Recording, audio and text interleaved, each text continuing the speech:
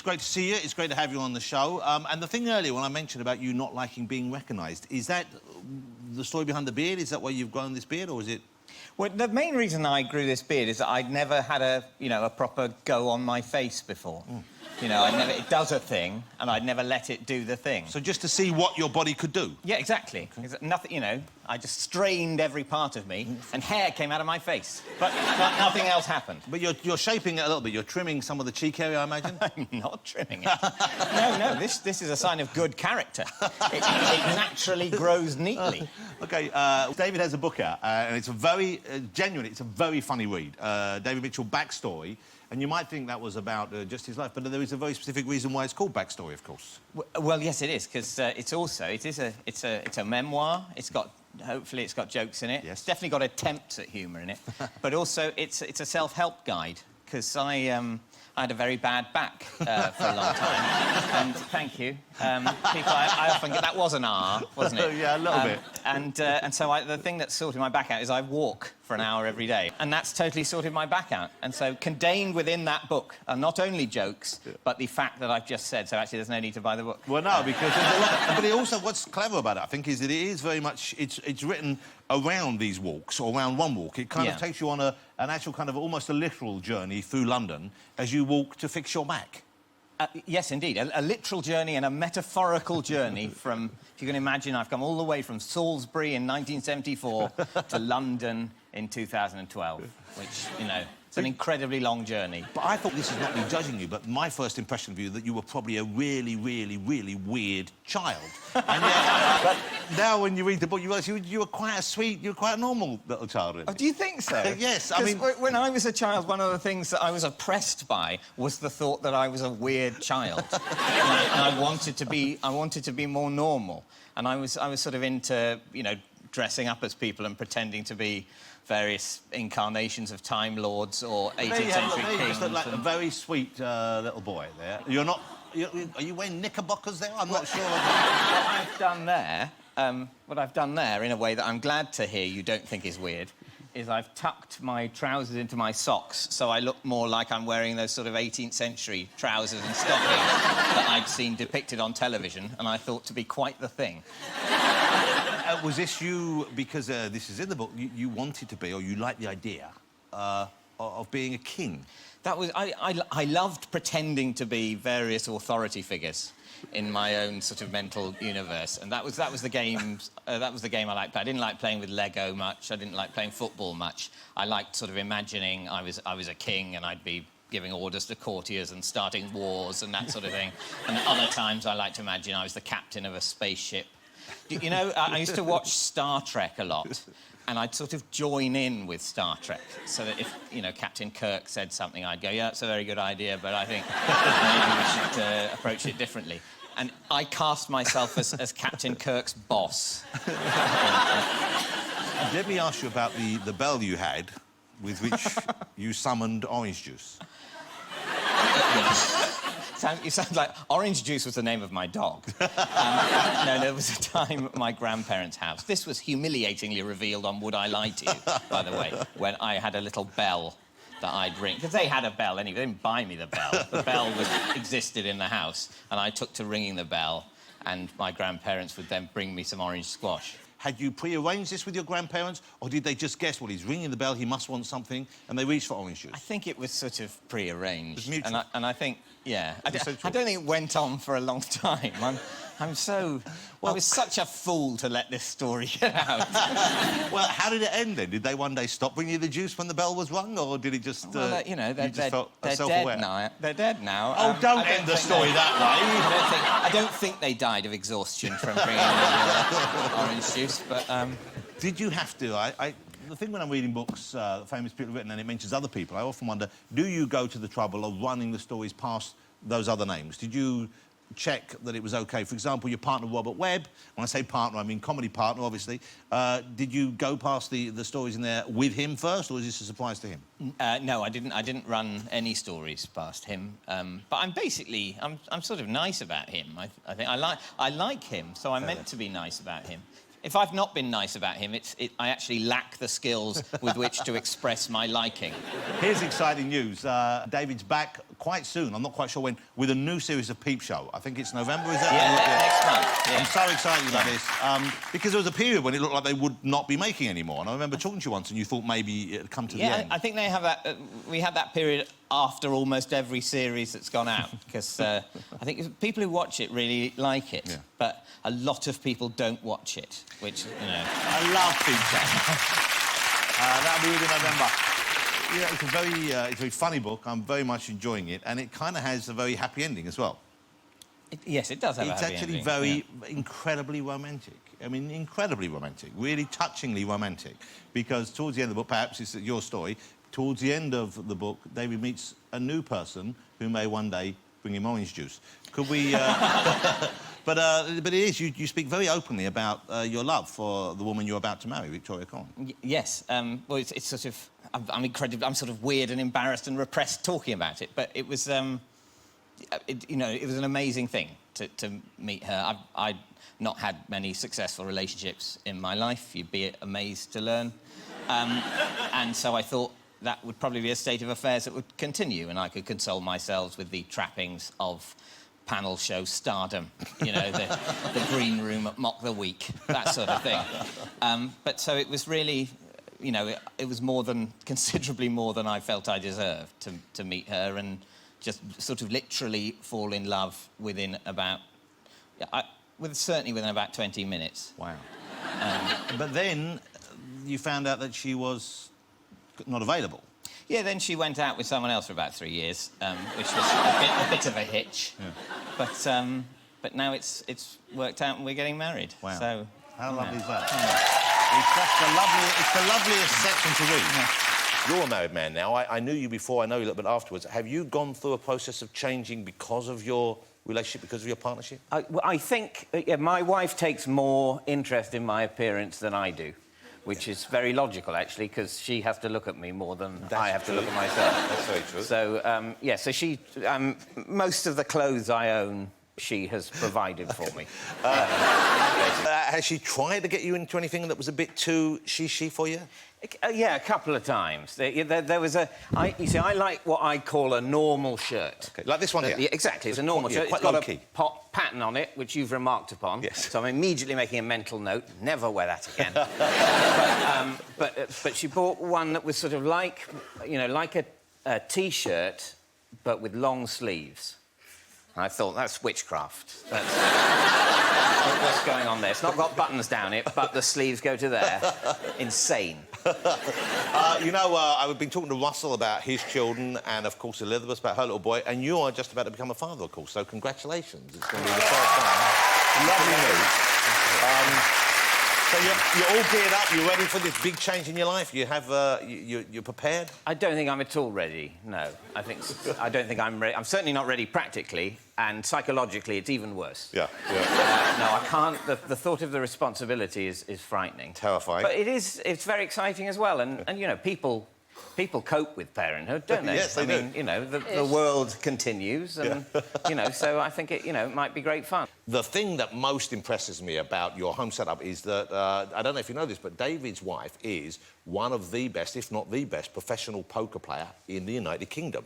I mean, she's won something like £1.5 million playing poker. Seriously, that's incredible. That must be tough at home, because you can't... I mean, you can never play a card game with her, I imagine.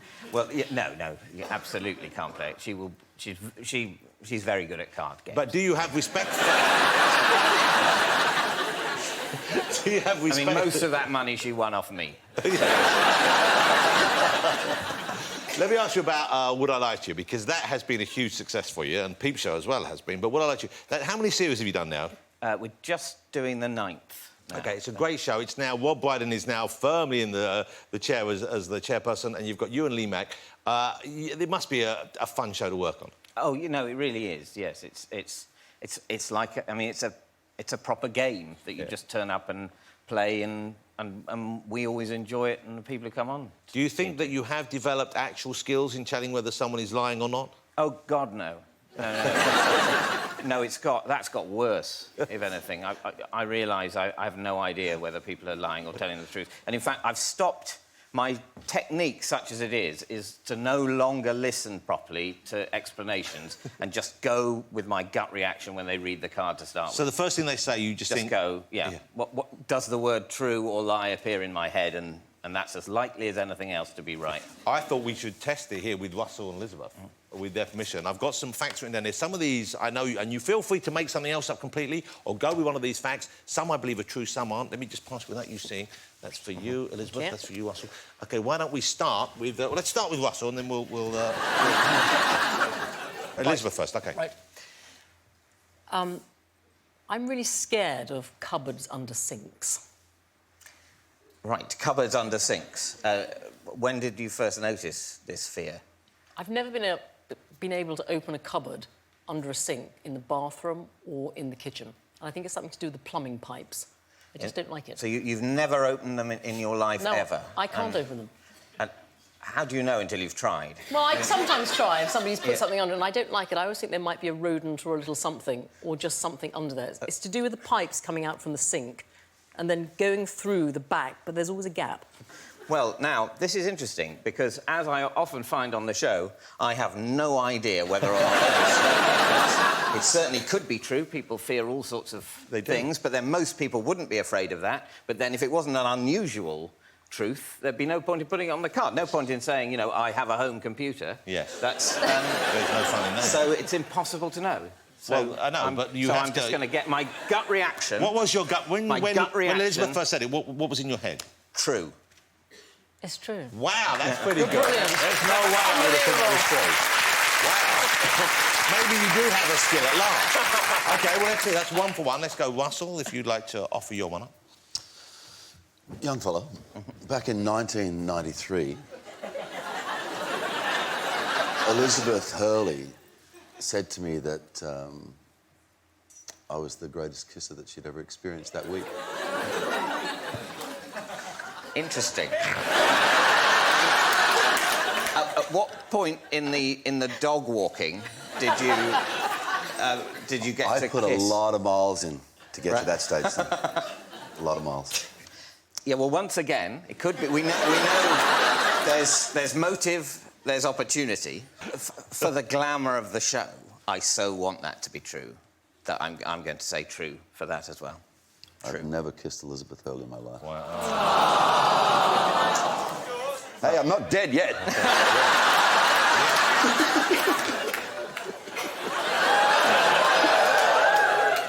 Well, I think this would be a nice thing.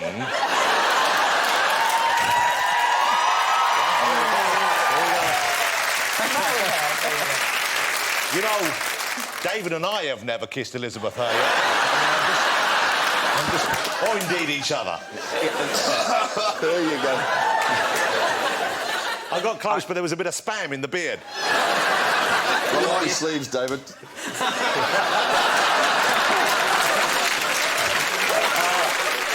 You're rubbish at that game. Yeah, I'm rubbish at it, yeah. And now, since you were on the show last time, which was a few years ago, you've become a father. Yeah. And you have a lovely daughter in your life. Now, how's that been for you? How's that changed you? I mean, she is, just to speak objectively, she's the best human being that's ever been born. Wow. She's, you know, fortunate. I feel lucky to know her. And she's 3 now, isn't she? She's 3. Unfortunately, getting back to how awful everything is, there's nothing like having a tiny child whose safety you're responsible for to make you worry. Yeah. You know, you really don't want the world to spin into the sun and explode. No. I mean, you thought you didn't want it before, but you really don't want it. So, yeah, that's the real downside of parenthood, and I suppose any form of love, is it makes you fear more. Yeah. So love should be avoided then, Well, really. I would say it's not... Love is not a stress reduction exercise, is it? Well, it can have moments of joy, unless you've got someone to share the Yeah. fear with. Yes, no, moments of joy, but actually, who wants moments of joy? What you want is a long period of bland contentment. That's everyone's dream. You don't want the stiletto, you want the slipper. So you'd give up the peaks if you could avoid the troughs. Well, it's not the choice I've taken, is it? I'm a family man. I've made bad choices, and I'm constantly worried. Yeah. Do you share that with her yet? No, I try and pretend everything's OK, because I think a very good way to start a relationship with a child is by lying. Yeah. You can't go wrong with that. And yeah. how's it going to affect? Because you're about to go on tour, I believe. Yeah, I'm doing a live improvised show with Rob Brydon and Lee Mack from. So this is it's the three of you are the stars of Would I Lie to You? Yeah. So why not take Would I Lie to You on tour? Well, the people who own the idea of Would I Lie to You don't want us to take Would I Lie to You on tour. So you're sort of doing it without doing it? Yeah. Well, no, it's totally different. I mean, it's us, but they don't own us. I mean, we weren't their idea. OK, so what's the tour about, though? If it's not Would I Lie to You, what do you do? Basically, it's about it's about our relationship with the audience, about the place we're in. We try and solve their problems, and we desperately try and be funny until the show ends. So it's a kind of an ad-lib show, it's improvisational? Yes, completely, yeah. So every night will be different. Let's go back to Would I Lie to You, because I love that show. It's great fun to watch. I love the fact that you revealed that when you were a child, you liked the idea of being a kind of a king. Oh, yeah. And what would you do if you wanted attention or if you wanted anything brought to you? I had a little bell that I was indulged. So you would... I rang a little bell, and it was a game. My parents thought. I thought I was becoming royal. Yeah. And also, I had. I remember I got in the winter. My hands would get sort of chapped on the back. You know how you can, and I loved that because I looked at my hands. And I thought, oh, I'm an old king. I look at my hands from my own point of view. I looked like I was sort of an old wizened ruler. I didn't want to be like a young dashing king. I wanted to be an old king limping around his palace, being cruel, respected. Yeah, wow. Exactly. Yes. It's the only way to get respect from people, isn't it? Cruelty. Ask the government. The Wibbly, Wobbly, what's your word game? Association with Purple Voice. Wibbly, Wobbly. Who's going to be the first one to go on? Because I think, who do you want to start with? Should we start with Keith, ladies and gentlemen? Yeah. OK, Keith. So you've never done this, so you're on your own face. OK, I'm going to give you a phrase. Do you have to spread the legs like that while you do it? Is that part of it? Is that part of it? You don't have to. You don't have to, but you try and stop him. OK, here we go. So I'm going to start it. Let me give you your phrase first. Your phrase. Your phrase is... Yeah. OK, so here we go. Oh, here we go. OK, so you've got to say the phrase. Let's see if you can guess it. Okay. Yeah. One word. Listen, well, listen.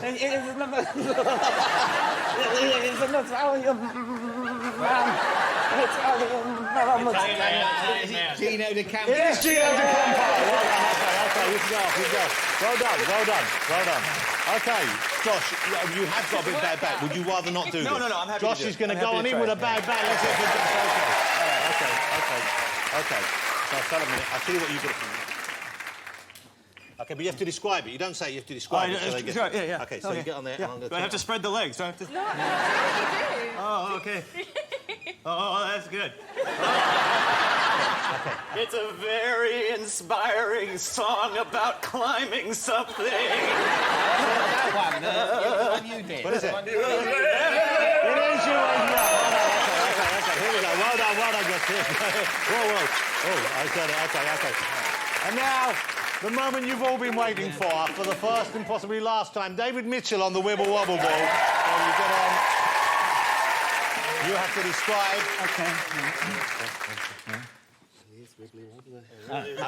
OK, so are you ready? Sorry for guess that. OK. Right, here we go. Oh, God. Oh, God. So let's just enjoy this a moment. Oh, my God. OK, how's that feeling? It's extremely uncomfortable. He's a balding dead writer. Famous. Shakespeare. Yeah, exactly. Yeah. David Mitchell. I didn't turn it off. Hold on. That's hard to drop right. Let's go and sit back down because then they can work it out.